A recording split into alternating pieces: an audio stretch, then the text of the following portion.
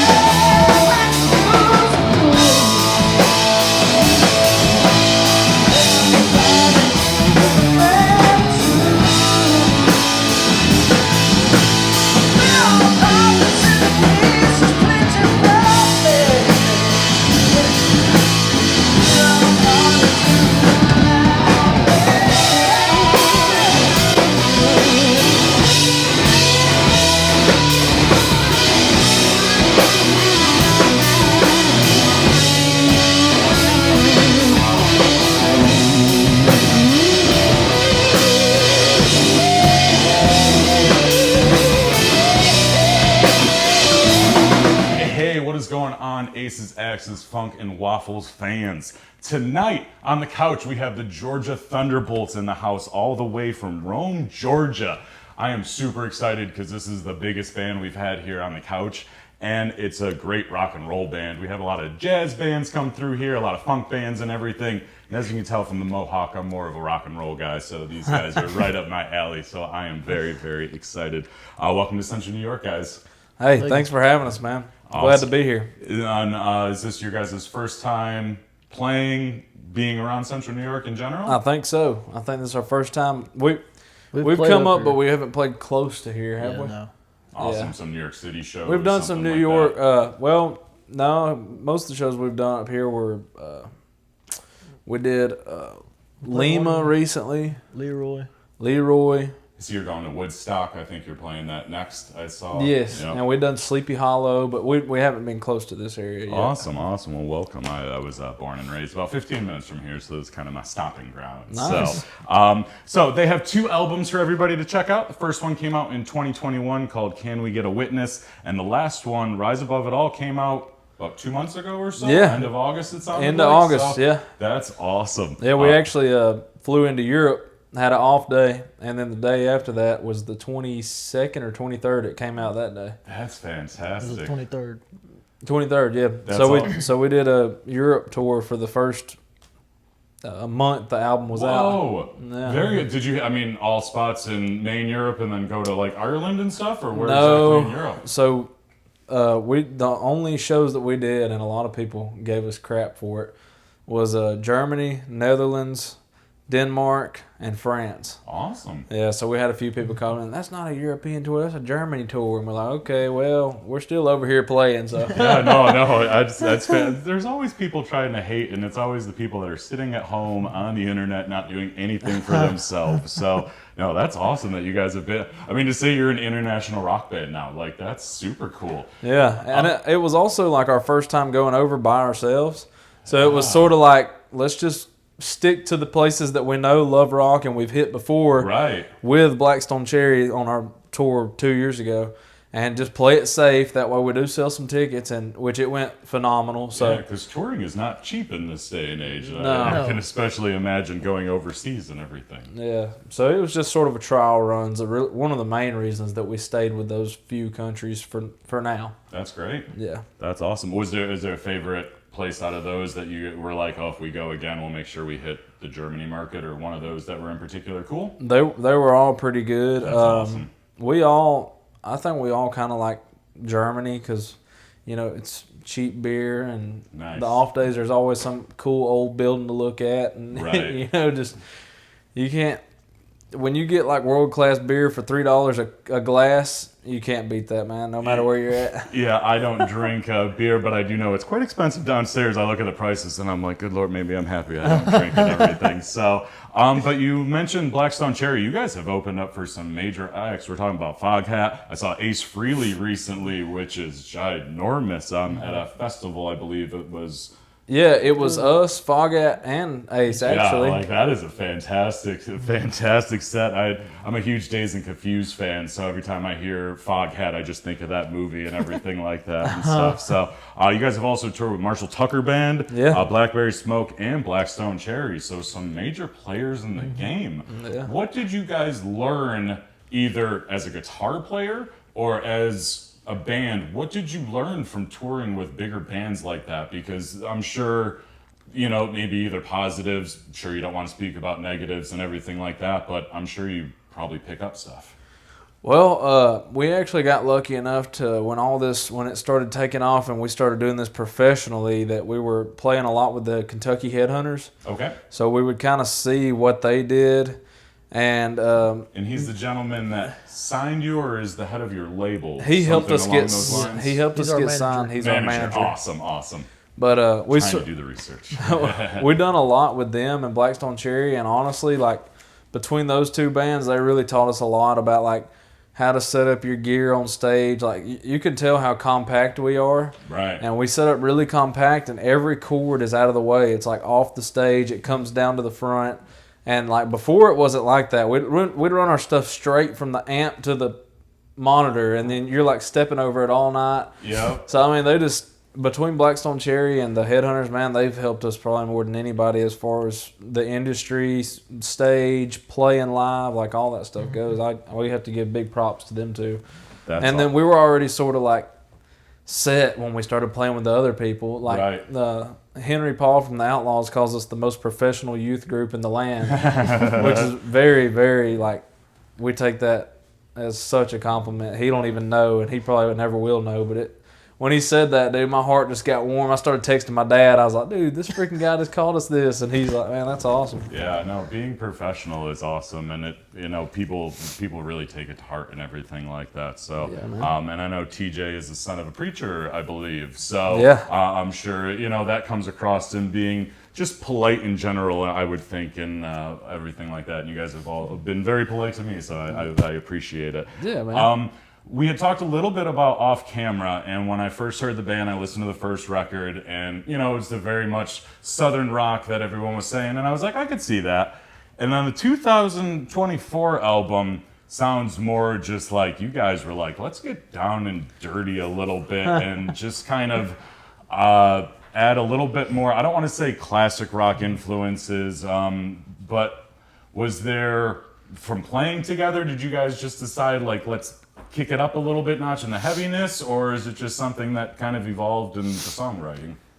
A lot of the riffs that we that are on this record, man, we wrote years ago okay. before the first album. Oh, even. geez. Oh, okay. So we sort of backtracked to those because it was like we all thought that they were great songs and we never did anything with them. Right. So No sophomore slump that way either. It's not like you're sitting there and you're like, oh, we have to write a whole bunch of songs in no time flat. So that's great. It was pretty much like, composing old tunes and writing new lyrics to them. Right. And making them a way that we felt comfortable playing them because before, it might be a weird count here, or this part needed to be a softer played, this part needed to be harder played, and we just sort of went from there. But like Rise Above It All, the title track to the album, Bristol actually wrote the riff too, which is the drummer. And awesome. Yeah, he listens to a lot of metal all the time. So I think that's heard him playing some Iron Maiden. It sounded like actually at the end of soundtrack, and I was like, "Oh, is that Run of the Hills possibly?" Probably. I hear pinch harmonics a lot in parts, and I was like, as a metal player and stuff, and I was like, we're adding some pinch harmonics, and there are some really heavy bands that come. Seven Dust is one of my favorite bands, and they're from Georgia also, and everything like that. We probably do it on accident too half the time. Oh, really? Hey, well, accidental. Sometimes I think Kirk Hammett, there's a part in the Master Puppet solo where he pulled his string actually off the fretboard and it made one of those like awesome moments. It was an accident, so happy accidents are what makes the world go round. When talking about that, the song Stand Up, who wrote the lyrics to that? Do you guys all write lyrics or is it one person? So that song is an old song called Thunder.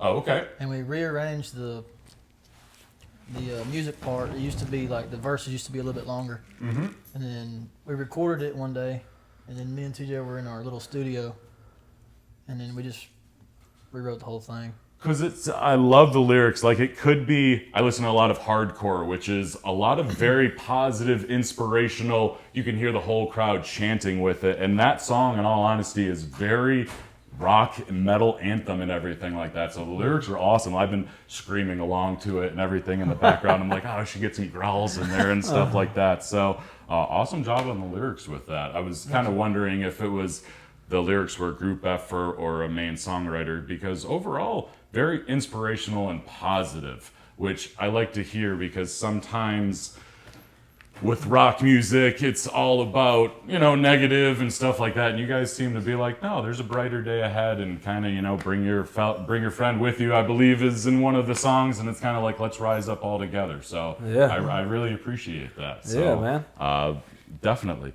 So lyrics, is it all of you, or mostly TJ? He writes most of them. That's awesome. Well, TJ, you're a fantastic songwriter, man. So much appreciated in this world. Talk a couple tones that I really like, and then we'll go into the gear that you guys are using live, and then we'll make sure you guys are ready for the show. The solo on Rock and Roll Band.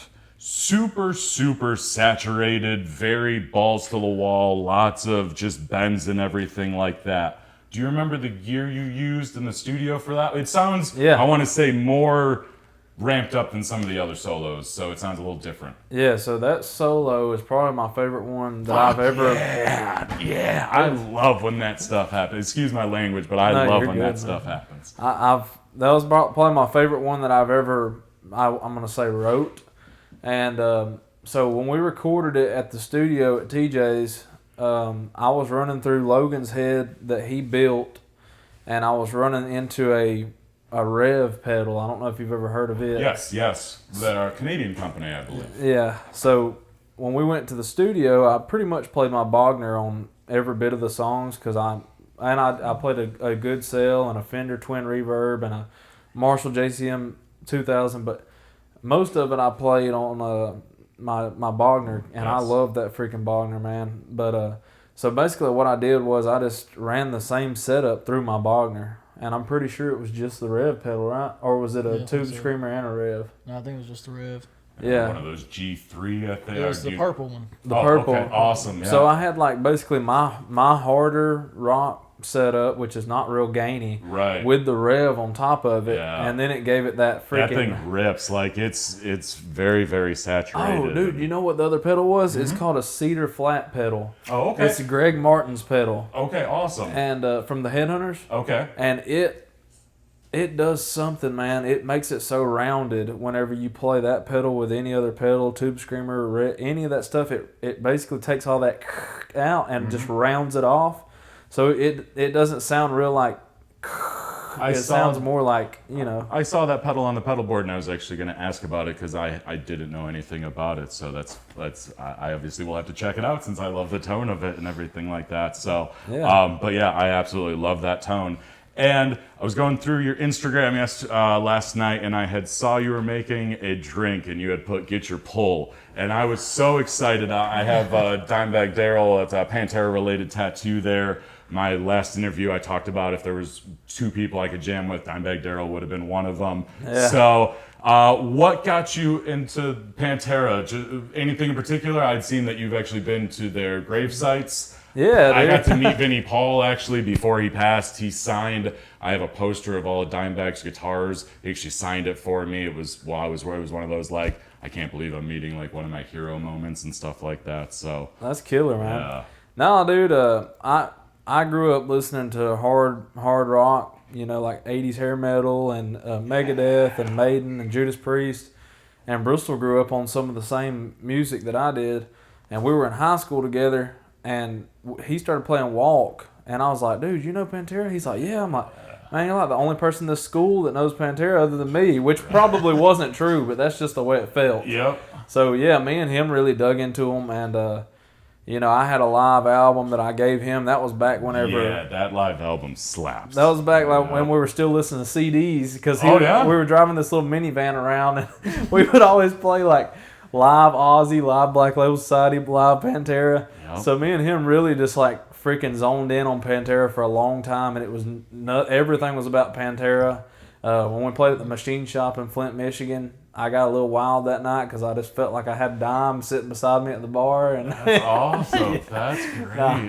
But yeah, man, we love some Pantera, dude. That's fantastic. And the last thing I wanted to mention before we talk about the gear, the season or the session you had at Pace Studios, which Sweetwater was involved with, you were playing a bunch of whiskey barrels, it looked like, and you had played acoustic and you were playing lead guitar. How exactly, because like for a younger band working with Sweetwater, like that's an amazing opportunity. How did you guys go about getting involved with that?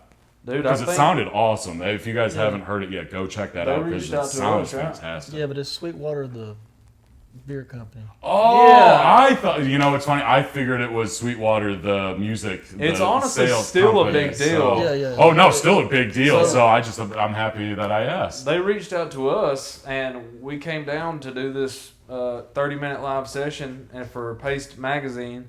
And after that, we got to drink all the Sweetwater beer we wanted, and they took us through the factory, showed us how it's made, That's and pretty cool. sent us home with about 8 cases of beer. So that was awesome. But Nice. anyways, I'm sorry that you thought it was the other, but it's No, still no, pretty I'm cool. happy. It's still wicked cool, but it sounded awesome and it looked, for your guys' vibe and everything, I was like, oh, that's a perfect backdrop and everything Yeah, like that. dude. Do they have other bands perform there also? Do you guys Yeah, know? there's Do they? plenty of Paste Magazine videos you can watch. Yeah. Cool. I will definitely have to check it out then. Yeah, bro. Awesome. So we'll get into a couple gear-related questions, and then we'll make sure you guys are ready for the floor. So I see you play. You have a gold top Les Paul with P90s. You normally have a Les Paul. I don't want to say normally, but in a lot of the videos you have a Les Paul. Is that you do play a Strat in one of the videos? Did you start with a Les Paul, and that's what you feel comfortable with that scale length, or does it just work since Logan is more of a Strat guy and you want to keep the Strat Les Paul thing going? No, so I started with a Strat many years ago. Cool. When we were playing in itty bitty bars and like just rocking out covers all night long. Yep. And I played a Strat for many years. And whenever Richard started managing us, I played a Les Paul on pretty much the whole first album. Mm-hmm. And he's like, man, you gotta have a Les Paul. And I'm like, well, find me one. Right. And because I wanted something good, I didn't want nothing. I didn't want to just go buy one, you know, and it just go out of tune on me all the time and everything. So, because I heard about that before, because a Strat don't go out of tune. Fenders do not go out of tune. So I'm thinking Gibson, Richard, if you find one and it's a good one, I'll buy it. So Greg actually sold me one of his. It's Awesome. a R8 Gibson Custom Shop. Woo! And it's sweet. Woo! Yeah, you were not messing around then, my friend. But, Fantastic. I got it on a pretty nice deal. Thank you, Greg, and the headhunters and everybody. And I have just completely got hooked on Gibson, and I love their Les Pauls. I haven't played many other Gibson guitars, but the Gibson Les Paul just feels natural to me. Now, don't get me wrong, I like to switch it up every now and then because it makes you feel like you just got a new bag of candy at the store or something, you know? Yeah, I saw that you have a Telecaster that you were restringing, so. So I play it every so often. Like I played it a few nights ago, but that Les Paul and me, dude, I got it off a guy, and he was just needing some money, and it's a custom shop R6, and it's got the Tom Murphy light age on it. And I told him, I said, I can't afford to spend any money. And he said, what about $1,600? I said, send it to me Monday. Right, you're like, oh, I can afford that. I'll figure something out. I sent him a check that I borrowed from the bank, and me and that guitar are inseparable. I told them, I mean, God bless you, Greg, but if anybody took that guitar out of my life, you could have the rest of them. If they said, we're either going to take that one or we're going to take the other 7 or 8 you have, I'd say take the other 7 or 8. I'm keeping this one. I love it so much. Yeah. I was going to say, because your pedal board is very simple. I mean, you literally have a booster pedal. Do you use the volume and tone? Because you know that guitar, obviously. Do you ride the volume and tone knobs a lot? Are you more of a, you keep the neck a certain tone, bridge a certain tone, or use the 2 channels on the Bogner? I definitely just ride the volume. I don't mess with the tone much. I'll leave it up. Unless I feel like something's off, then I'll turn it down or up. Most of the time I keep my tone all the way up, and I just use my volume for clean and dirty, and then I use the boost for leads. That's it. Dude, well, you're fantastic to get all those different tones out of just like that very simple and everything like that. So awesome. Thank you, man. Fantastic, man. What is the Bogner head? I was trying to look, and I completely saw it was a 212 cab, it looked like, but what model head is that? It's a 2005. It's a Bogner Shiva. I don't know much about the guy who makes them. I'd love to meet him because I would like to have a few more of those. I love those amps, and I want to play them for the rest of my life. But yeah, I don't know much about the owner and all that. All I know is I bought a 2005 Bogner Shiva. Actually, my dad bought it for me years ago. I bought it from this dude in Kennesaw. I got the head for $1,500, and it's usually like $2,700. Yeah, for the Bogner head. stuff is no joke. But yeah, the little a quarter stack, I'm only playing it on these smaller venues because I'm trying to keep my volume a little lower. But understandable.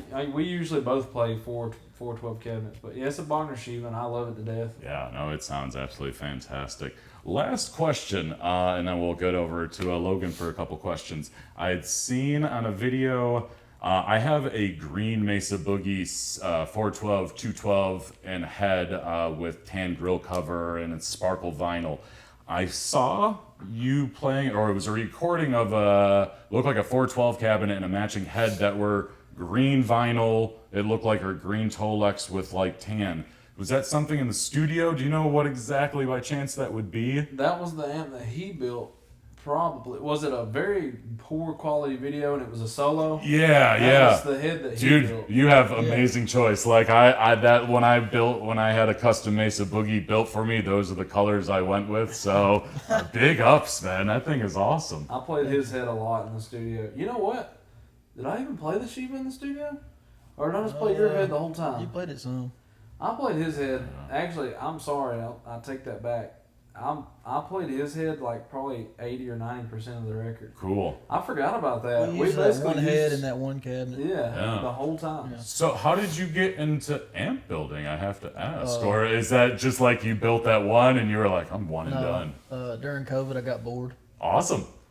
He built that first one, and it sounded better than anything he's built or bought ever since. Yep. And he don't even have the first one anymore, do you? No. I have the parts. Right. There's a great local pedal company called Summer School Electronics. Shout out to my boy Mark. He started during COVID. I bought his second pedal, and we were sitting on his doorstep, and I was like, dude, you're going to be on that pedal show or JHS show within a year if you do this. And literally a year and a half later, he's going down there and meeting Josh on that pedal show. And I was like, see that? And I was like, dreams can come true and everything like that. So, before we talk about your guitar choice and everything, Logan, you were talking about professionalism and keeping everything tidy on stage. I went and talked to Pat as soon as I saw your pedal board because you have one of the coolest cable wrap things I've ever seen. At first I thought it was a custom cable, and then you've wrapped your channel selector, reverb, and the output of your pedal board all in what looks like a PVC wrap, and I was like, you are a smart son of a bitch. What? did you do that yourself? Yeah. Yeah, that's awesome. What kind of wrap? Yeah, I was gonna say, tell me about it. It's just like a wire loom. It's kind of like a Chinese finger trap. Oh, okay, awesome. Yep, yeah, I totally know what you're talking It's the same about. material as that. That's awesome. Well, it's an amazing idea. Like, I saw that and I was, but so awesome. Did you think of that yourself, or did you see somebody else that did it? I've seen it a few times, but it's mostly like the snakes for. Oh, that totally makes that totally makes sense. Well, you are a smart SOB. I really like that. I'm He's gonna. been trying to get me to do that for like a few months now. Yeah. I'm gonna say I almost think about doing. I'm gonna be like, I can get one of that It makes stuff. it easier too. I don't have to run 3 chords. Right, and it's one less thing you can trip over, and it's less that they're not going to break as often because you're not winding through. I mean, it's a really smart That's idea. why he so. wants me to do it, because like every month or so, I step on my cords with and my shatters boots, it. Yep. and it destroys the cord, so I have to go trade it in. You don't want to go to Guitar Center every stop and there's not one everywhere, especially these days. It makes it easier too. Like if we have to, if there's an opener or something, and I have to move my pedal board. Yeah. It's all in one wire, so I just roll it up and put it on my board. No, dude, it's so that's why it was the first thing I wanted to talk about, because I was like, I am really impressed with that. So, you play? It looked like you used to play more Gibson. I don't know if it was a double cut or an SG. I couldn't It's really. SG. SG, and I see more Strat styles now. Do you go in between the two, or is it just this works against the Les Paul and you stick with the Strat? So the SG never stays in tune. Understandable. It's what a lot of people have problems with, unfortunately. So it's a backup. Cool. And then the Strat is just like a bunch of parts that I put together to make one guitar that worked. I saw that there was nothing on the headstock, so I didn't know if it was a Warmoth build or if it was just a parts caster and everything like that. So are they parts of a Fender, or is it? It's the neck's a Warmoth. Nice. I don't remember where the body's from. And then the neck pickup and the middle pickup are Sherman Stockton pickups. He makes his pickups. Oh, very cool. He's from Indiana. Awesome. And then the bridge is just a Seymour Duncan. Cool. And then the rest is just regular Fender parts. Fantastic, man. You have a lot bigger pedal board, as our man over here does. But I do like that you guys all use polytunes, even your bass player, which is dope, because it's like, well, you guys have to be in tune with one another then if you're all using the same tuner pedal. Was that the theory behind it, in all honesty? That was something we learned from Blackstone Cherry Yeah. and the Headhunters. Yeah, it's a really smart idea, because, I mean, every pedal manufacturer, even if it's... It could be they're all different. Yeah. Too. Yeah. The Polytune's goated, man, and I don't remember who got one first, probably him. And then I got one, and I didn't have any power supply. I was always using batteries. So Right. he got my brand new one that I paid $150 for, and I got his old ass one. And I'm still playing his old one to this day. Yeah. But the Polytune, you can't go wrong with it. Everybody out there, Polytune. No. If you're using Digitech or anything else, you're wrong. Polytune. I'm joking. But I really like that idea of everybody using the same one. So you guys are true first class acts. This is fantastic. I saw after that Crybaby Wah. Do you use that for solo lead work? Do you use it for filter, EQ, or? I'm gonna be honest, I don't use anything on that pedal board. Really? Okay. Well, awesome. Well, then I'm not going to be No. an idiot and ask about each one and be No, like, I do, but Yeah. He has every pedal that I was supposed to have because I play all this shit on my yeah, own. he uses all my pedals in the studio. You know, that's what it seemed like. So I was like, maybe I'm being tricked here or something. his like whole that, pedal so. board are my pedals. Yeah. Yeah, they are, dude. Even the pedal board. Even the pedal board. Oh no. Oh, this is fantastic. We were heading to Europe, and he sawed his pedal board in half so I could have something to take to Europe, so I wouldn't just sit in pedals and run around. Oh, I mean, I guess whatever works. So, do you use? So you have a Rocker Verb 50. Is your Yes. main distortion sound coming from the Rocker Verb, or is it one of the pedals? No, I use the 30 channel on the Rocker Verb for all the heavier stuff, Cool. and then the clean channel for the more country or soft stuff. Awesome. And then, the only pedal I really use throughout the show is the Blues Driver, whatever the blue one is. Yep, the Boss Blues Driver. Awesome. Well, I will ask this to you afterwards because I completely forgot. Strings picks. Do you have a certain set of strings you use, certain kind of picks that you use? I know you have, I saw personalized ones. Do you have personalized ones also? Awesome. I'll get pictures of those and I'll make sure I put them in afterwards in editing so we can see. Are they mid-size? Anything in particular about the picks that are different? No, they're 1.1 something. Okay, cool. So a little bit heavier, but nothing crazy. Strings. Particular brand? Tens? Just Ernie Ball 10s. Ernie Ball 10s? Awesome. And you, sir, certain strings picks? I use a .88, and we actually are.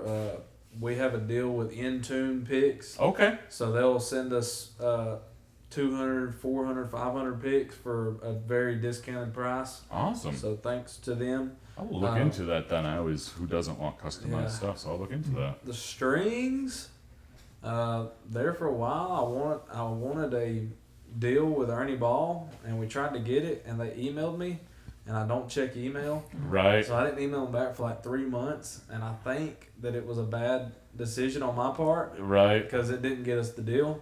But I have to change strings every night either way because they're going to break the next night in the middle of the set. Right. Every time. I cannot use one pair of strings for 2 nights in a row. Interesting. And it's not like you have a heavy pick or anything like that, so it's just your picking, your playing style. You put some power into it. It's either that or I just put that gold top through hail. Right. There's something wrong with the bridge of the nut. I'm not Oh, sure. that's true. That's true. Well, we'll make sure we edit this up so we can send it to Ernie Ball. Let's get these guys some strings. Yeah, so sorry about not replying for moments. I will not do that again, Ernie Ball. 10 gauge also for you? 10 to 46, yeah. We Awesome. use green super slinky pack. Awesome. Well, before I let you guys go, is there a best way to follow the band? Instagram, Facebook, all that good stuff. TikTok, If you could, website. I know you guys have a website also. if everybody that sees this could do Instagram, Facebook, YouTube, everything, just do the follow, the like, the whatever. It would help us out a lot. And Stream, of course. Yeah. And these guys are absolutely fantastic. I bring this up in every interview I do. I don't have to do these. This is just literally like a hobby of mine that I'm trying to kind of make something happen in this world. And as soon as I heard you guys, I was like, fuck yeah, excuse my language once again. But it's great to hear you guys aren't a hard rock band. You're not a southern rock band. You're just like a rock band. Like it's what America needs. It's what the world needs. But I think especially in America right now, it's just like we need more just positive rock and roll music. We need bands with guitars and basses and drums and loud stuff going on. And I like pop music. I like rap music. But like there's something about a band on stage all getting sweaty, tube amps up to 10 and everything like that I think is really missing in a lot of people's life. That's how I grew up, and it's like most of my fondest memories are, being sweaty in a small club and everything like that. So thank you guys for bringing that music to us. I really appreciate it. Thank you. We appreciate you as well for having us. Definitely. So Aces Axis fans, everybody go check this band out if you are not here tonight, and hopefully next time they come around, I'll get to photograph them in a bigger venue and everything like that. So Aces Axis fans, check them out. Thank you Funk and Waffles as always for having us here and doing interviews. Peace out, guys. Ho!